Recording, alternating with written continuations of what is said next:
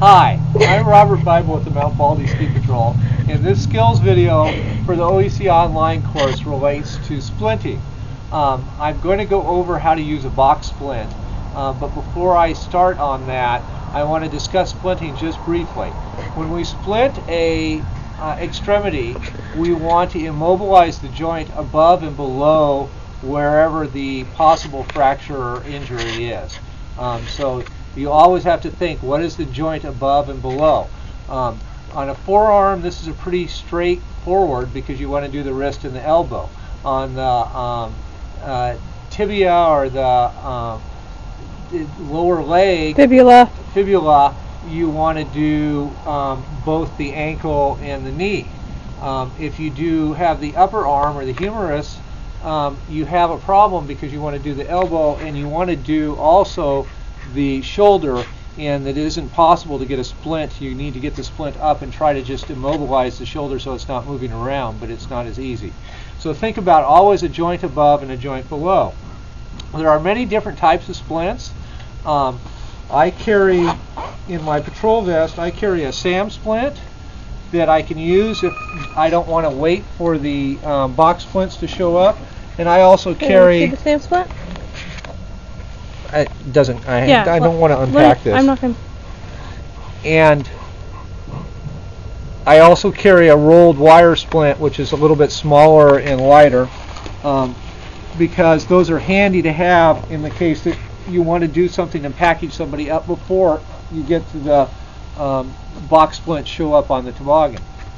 Okay, so a box splint. What is a box splint? A box splint is a piece of cardboard with wax on the side. Okay, and when we use a box splint, there are many different types of box splints. We tend to use just the leg splints and cut them to use for an arm splints, but there's arm specific splints which will make life a little bit easier. So what I'm going to do here is I'm going to make a splint for her arm, and you notice I don't actually have my gloves on right now. One of the things that you learn very quickly is that while you're making splints and taping, it works a lot better if you don't have your gloves on. So if you can get away with not having your gloves on, which means is there somebody else to handle the patient, or take your gloves off while you do this and put them back on when you go to touch the patient, you should. Okay. May I make a note? Yes. I actually never know what the wax is for. Oh, the wax is to make these waterproof. Okay, and the question is, should it be this way or should it be this way? I think the wax should be on there. You would think that the wax should be on the outside. That would make that waterproof, but everybody always does it with the wax on the inside, and I assume that the reason is because it doesn't stick, but it actually sticks. So it probably should be wax on the outside. No, there aren't any instructions on this. I don't think it makes a lot of difference, because after you do it, when you store them, you store wax outside and you stack them up so that they don't have wax on the inside. So which arm is injured? I hurt my arm right here. Okay, so what I'm going to do first is I want to measure how long her arm is, and I'm going to use her good arm. So I would have somebody support that arm, and I'd say, can I see your other arm here? And I want to go from just beyond there to about here is where I'm going to want to have it bend. Maybe even a little bit. I don't want to make it too short. Okay? So I need to put a bend there. So what I'll do,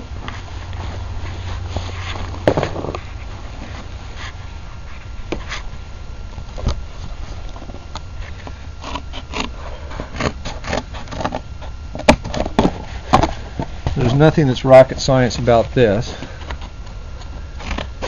This is one of those things that if you do it wrong, grab another one and just redo it.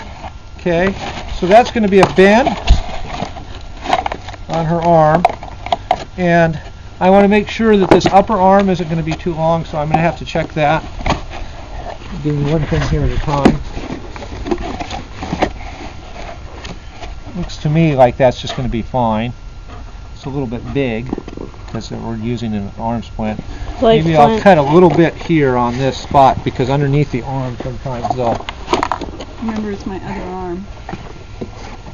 Helps if you have a patient who knows what they're doing.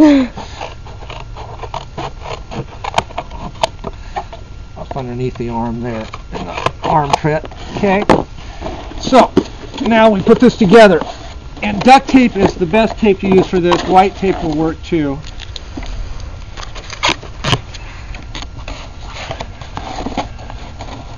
I'm putting this together.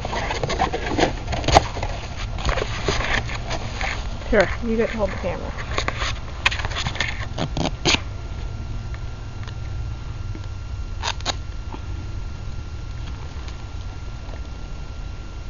I need a longer piece than that. Fine.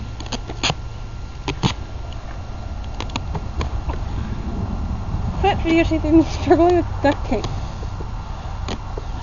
Like that? Even longer. Hold this. That's good. Cut it to a place.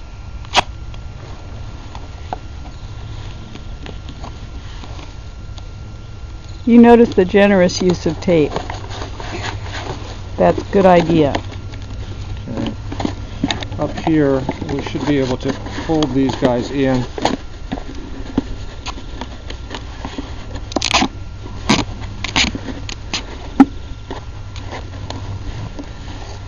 I don't know why they don't put tabs in these so that they'll actually lock in, but they don't.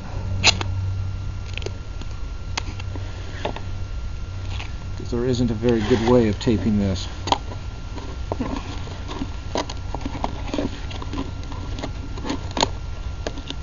Please, let go. Done? Why don't you go around the outside also?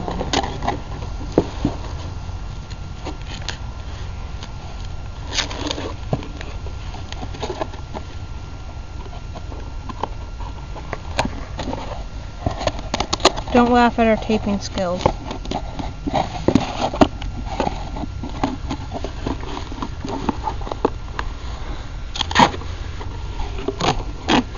These things were obviously designed by somebody who wasn't an engineer. Okay, put one across there. One to hold it down and one across there. And this is probably adequate on the stuff. Okay, so now I have a box splint for her arm. So to put this on her arm, I need what I don't have here, which is padding.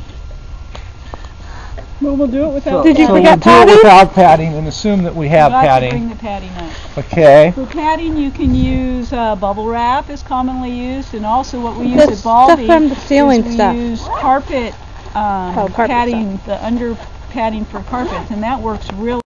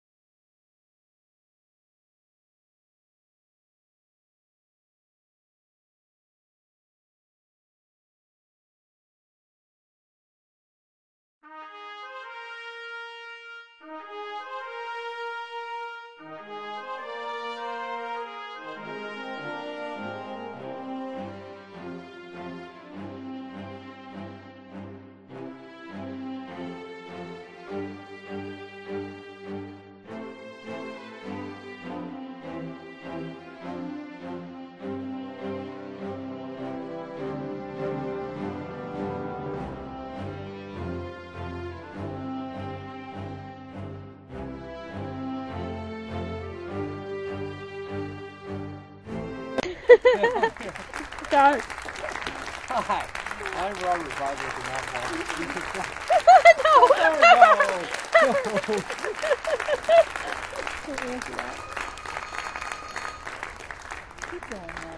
Keep going. I'm Robert Bible with the Mount Baldy Ski Patrol, and this skills video for OEC Online relates to splinting. What happened to the duct tape? That's right here.